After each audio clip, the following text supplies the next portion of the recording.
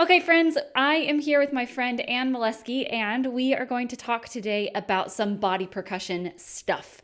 Body percussion is one of my go-to media for, the itty bitties and then also the big kids because it is so engaging and it is so physical, specifically for the avenue of like upper elementary, and then even more specific than that, older beginners. So let's define just very quickly what I mean when I talk about body percussion, because this world is gigantic. We could talk about so many different cultural and historical and musical avenues, but just for a very quick rundown, when I say body percussion, let's narrow it down to 4 choices. I'm going to be talking about snapping, clapping, patting, and stamping. So that's the kind of the vocabulary that I will be using today.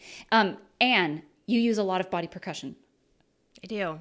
Yeah, and I would stick with those first 4 levels, especially for the purposes of today's conversation, with the knowledge that there can be a lot of variance within those things, even in their own right? Like, so if you think about clapping, you can think about shuffle clapping. If you think about patting, like, are things together or separated, alternating or together, all that kind of stuff. So yeah, no, that works for me. And I'm with you. I really love body percussion. It's kind of like this gateway point, particularly if you're talking about ways to expand activities, which of course we both love to do. Taking something and just letting it grow and grow and grow and grow. Using body percussion is a really natural pathway from speech to unpitched percussion and to everything else in all different directions. So yeah, I'm excited to hear what you have to say, Victoria. Go for it.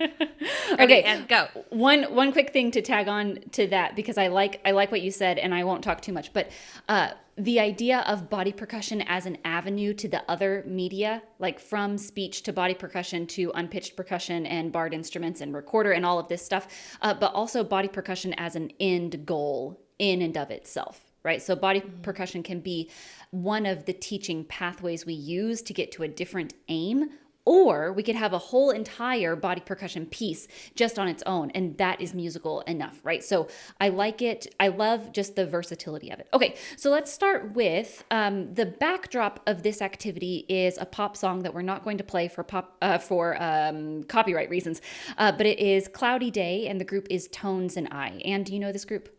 I do not. Okay, she's the one who did Dance Monkey. Okay, Dance yeah, monkey, dance monkey. Yeah. So it's that same person.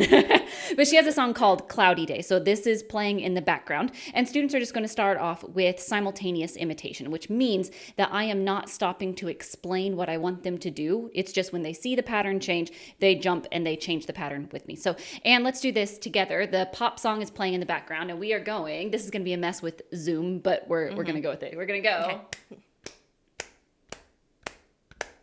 One small change.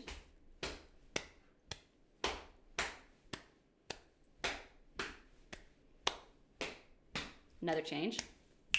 And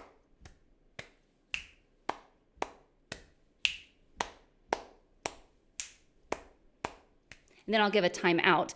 For friends listening, we went from clapping to patting and clapping, and then we were snapping and clapping and patting. And then I'm going to ask students, how many steady beats does our pattern last? And students are going to say 4. 4 steady beats, right? We'll take a second and I'll get on the same page with that.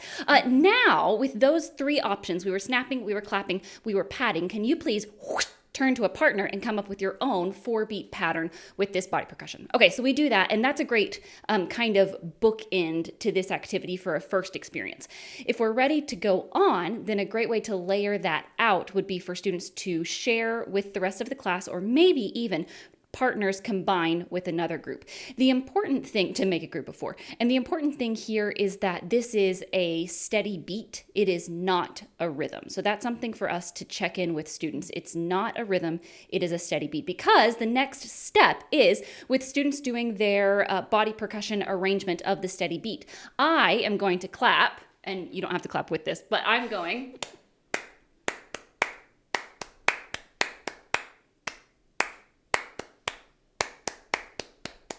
And then I'll ask students to clap that with me. And then I'm going to go through that exact same process where I, this time instead of simultaneous imitation, I'm going to ask students to echo. But I will do something with a combination of clapping and patting. It might be.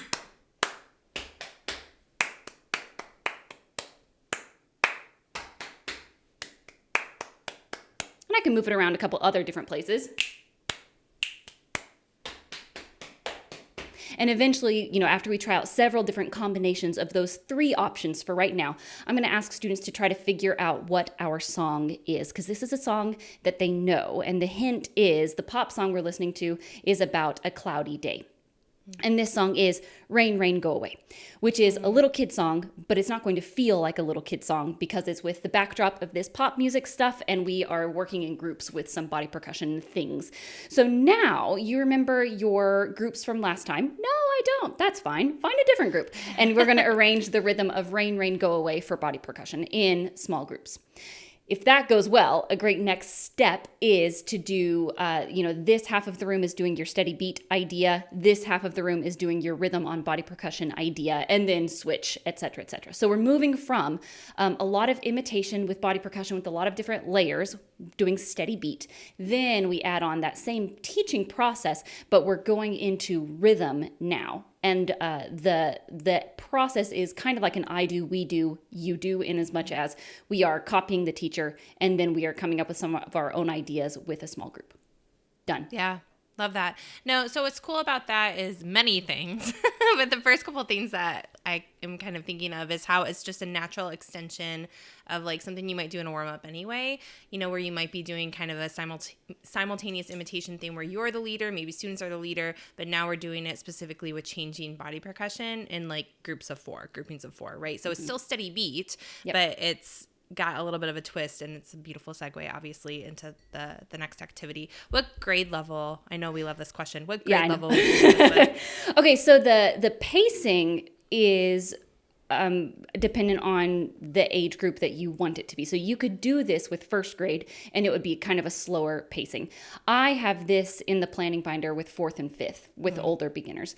And the reason is we're jumping into 3 levels of body percussion pretty quickly. And then also having that pop music element is a little bit more accessible with upper elementary. Certainly you could do it with lower elementary, but in my mind, this is a win, and I know it is a win for upper elementary. What's your thought?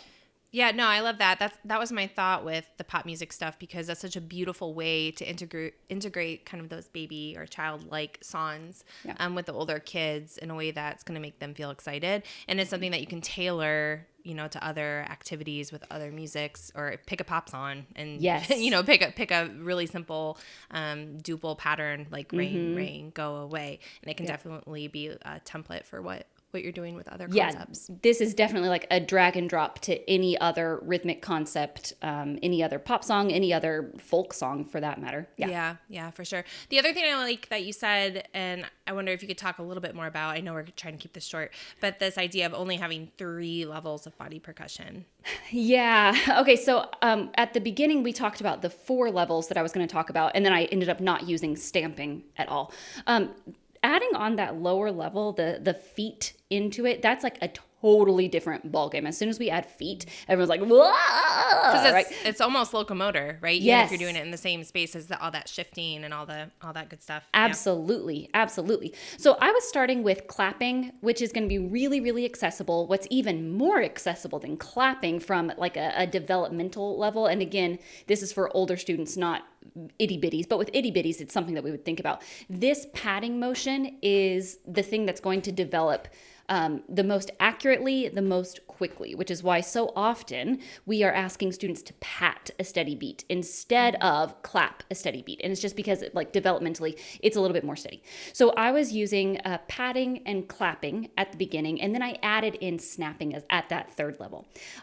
And as I'm doing this activity with students, I'm watching them. Can we go between clapping and patting, or in another world, clapping and snapping, or whatever it is? Can we go between those 2 levels accurately, and it's not like a big train wreck and everyone's still engaged? And then that's when I would add on that 3rd level. But starting with this upper body idea, starting with the arms is a great idea, and then adding in the feet. Or if we're going to add in the feet, keeping the pattern very, very simple.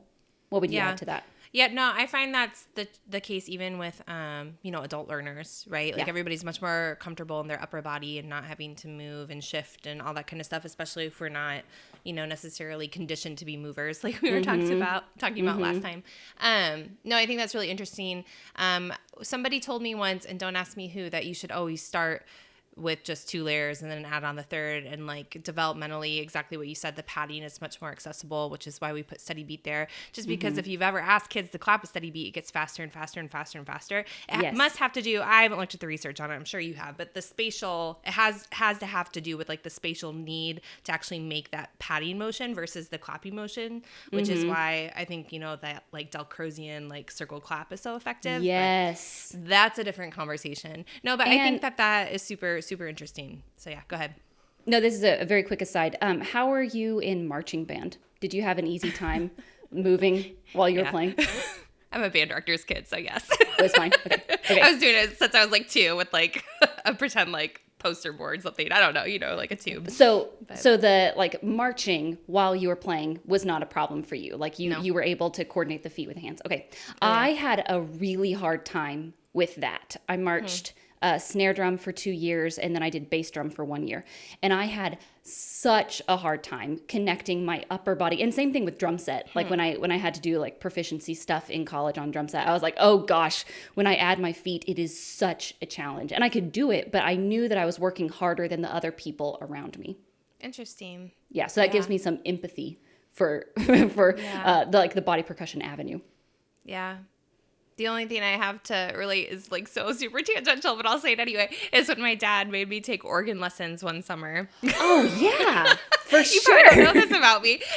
And like playing the pedals was such a joke. I was just like, I can't do this. And after 2 weeks, I was done because it was just such a different separation. That's a different story. Anyway, anything else? That was a cool activity. I like it. Now I got to go look up that song. Yeah, I like this activity a lot. Students love this activity. Another very quick reason that this activity is successful is because we are asking students to work with a partner or in a small group, in a group of 3. So that's just one other, as we think about how we can drag and drop this activity and tweak it, I think that's one of the levers that we can kind of tweak to make things more successful with upper elementary. Okay, that's it. Great. Awesome. Yeah, for those of you who are watching or can hear me, I apologize for my sipping. I'm trying to get the whatever is happening in my house out of my system here. But anyway, so my activity is a beautiful segue from what you were just talking about, because I'm talking about early elementary and our beloved peas porridge hot. And this exists in many different places, many different notations. I have a sung version of it, but we're not going to use that today. It's just the spoken version. So mine is just probably very similar to everybody else's, which is just peas porridge hot, peas porridge cold, peas porridge in the pot, 9 days old. Some like it hot, some like it cold. Some like it in the pot, 9 days old. Yeah.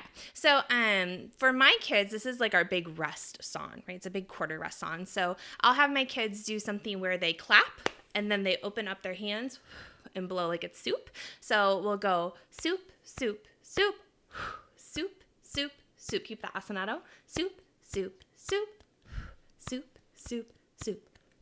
Peas porridge hot, peas porridge cold, peas porridge in the pot, 9 days old. Some like it hot, some like it cold. Some like it in the pot, 9 days old. And people watching Zoom are like, who do I watch? But anyway, so that's a nice little foray into, the quarter rest. And then we move it. We realize, it's kind of hard to go like that over and over again. So we turn our blowing the soup into just weight on our shoulders. So soup, soup, soup, weight, because it's hot. So we want to wait. Nice. So soup, soup, soup, wait. Okay. And then we take just those last 2 beats and we keep soup, wait. And we change the first 2 soups into a type of soup. So Victoria, what type of soup do you like to eat? I want a blended carrot soup. Oh gosh. Blended carrot soup. Blended carrot soup. Peas porridge hot. Peas porridge cold. Peas porridge in the pot, 9 days old. Some like it hot, some like it cold. Some like it in the pot, 9 days old. Yeah, so then after we've come up with lots of different soups, so give me another kind of soup. I would like potato soup. Ooh, what are you going to soup? I was going to say, what are you going to do with that? Because potato it's soup. It depends on how you say it. Oh, it is kind of anacrusic. We can say baked potato. Soup. Baked potato soup. You like those TTs today. All right, so baked potato soup.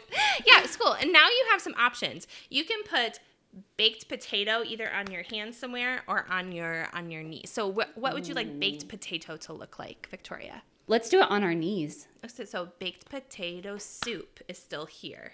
Okay, let's slow it down a little bit. I see. I love this. Baked potato soup. Baked potato soup. Peas, porridge, hot, and so on and so forth. What's another kind of soup? Split pea soup. But you're not choosing any of the things that I thought you would say, but that's okay. What, So do they not like candy cane soup or? I don't know, just something like really obscure. But all choices are good choices, right? Thank we you. won't talk about like nutritional content or anything like that.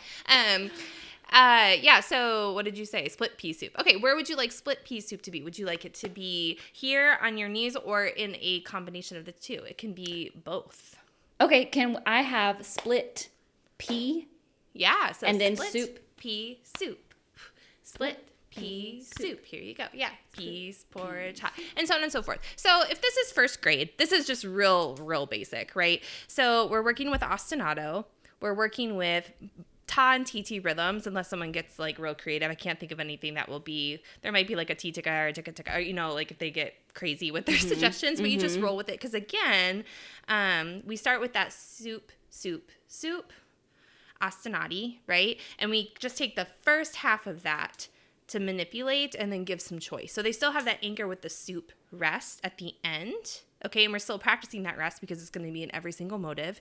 But then there's still some element of creative choice and student decision making when it comes to, do we want to have it claps, pats, and then switching between the two? Oh, yeah. I think is something in those early grades, as much practice as we can get, the better, right? Because that's tricky stuff. And once they have that mastered, you know, in first grade, I don't do much past clapping and patting, because this is something I was going to ask you too. What happens if your kids can't snap?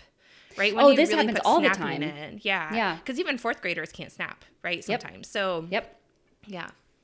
This. So do you have a solution? I say flick snap. sometimes. Oh, I love flick. that. Yeah, because they can, I don't know, there's like more pressure. I don't know. Yeah. But yeah, that was just a really simple ostinati practice with different foods and body percussion. Yeah, that's what I got.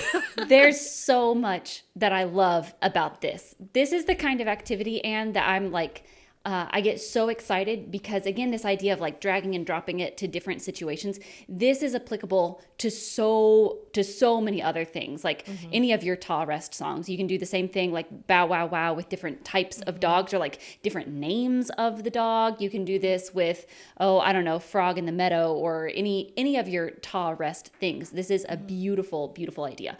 I think one of my favorite things about this, aside from that you're tying it into the song, I always love it, or the rhyme in this case, I always love it when our activities are tied thematically into the song or the rhyme that we're using, because then it doesn't feel like an isolated drill, right? Because you could say, everyone repeat after me, clap, clap, clap, shh, clap, clap, clap, shh, right? Now clap, clap, clap, clap, shh, right? You could do it that way, but having students come up with the text on their own and tying it into the theme of the song, that helps them as musical thinkers always be connecting the musical things that they do and they hear and they see to a higher theme, right? That it's not an isolated drill. So that's like a tangential thing that I love. The other really big thing is that students are choosing their level of challenge, right? Because when you get into these three levels, like with the silent beat up here, and then we're clapping and we're patting, that's a lot. And that was a lot for me, like trying to figure out how I was going to coordinate it as we were talking through this activity. So I love that students can adapt it to how crazy, wacky, challenging they want it to be, both with the text, which is the rhythm, and then also with the orchestration, which is the body percussion levels. I love this. I love everything about this.